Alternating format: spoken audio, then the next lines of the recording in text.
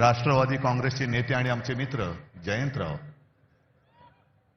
व्यासपीठावरील सर्व जे उद्या मुंबईचं रक्षण करणार आहेत ते भावी नगरसेवक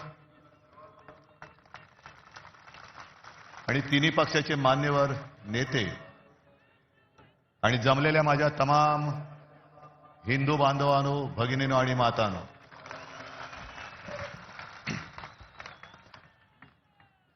आता या पहिल्या वाक्यापासूनच उद्या चर्चा सुरू होईल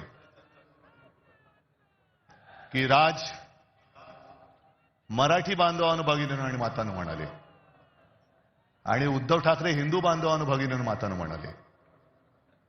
अहो, हेच तर आमचं म्हणणं आहे. कारण मुंबई महानगरपालिकेची निवडणूक सुरुवात कोणी केली, महापौर कोण होणार, त्यांनी सुरुवात केली आणि आम्ही म्हणतो मराठी महापौर होणार, ते म्हणतात हिंदू महापौर होणार. मग देवेंद्र फडणवीस हिंदू आहेत की नाही हा पहिला माझा त्यांना प्रश्न आहे. जरा तपासून बघा, काही तपासायचं असेल तर. नाही म्हणजे डोकं वगैरे काय बर्थ सर्टिफिकेट वगैरे असं मी म्हणतोय. आम्ही अस्सल मराठी बोलणारे देशभक्त हिंदू आहोत आणि राजने आज अप्रतिम मांडणी केली. राज, तू जे सांगितलं की पोट भरून जेवण तुम्हाला देणार आहे, आता एवढं पोट भरल्यानंतर किंवा पोट तिडकीने त्यांनी सांगितल्यानंतर पोटाला तड लागून उपयोग नाही, डोक्यात तिडीक गेली पाहिजे.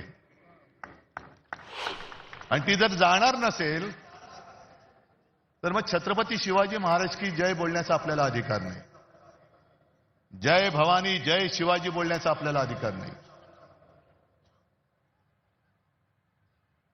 आणि आजच्या सभेचं हे वैशिष्ट्य आहे.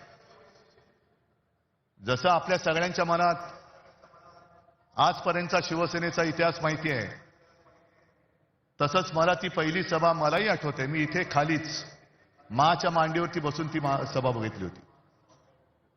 समोर आजोबा होते, बाळासाहेब होते, श्रीकांतजी होते.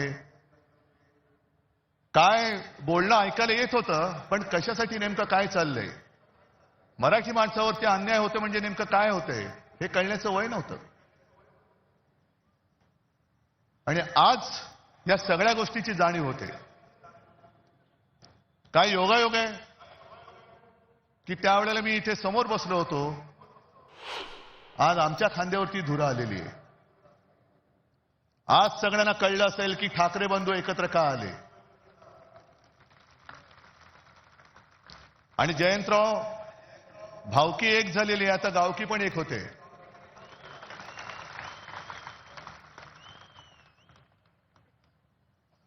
अनेक जण आतापर्यंत प्रश्न विचारत होते की ठाकरेंच्या अस्तित्वाची लढाई आहे का. अरे, ठाकरेंचं अस्तित्व ठरवणार अजून जन्माला नाही आलं. हे बघा समोर बसले, ते खरं ठाकरेंचं अस्तित्व आहे.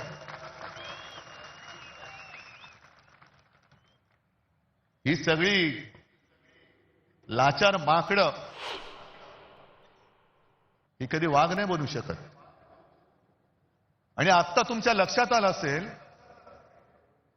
की शिवसेना संपवण्यामागचा यांचा डाव काय होता. का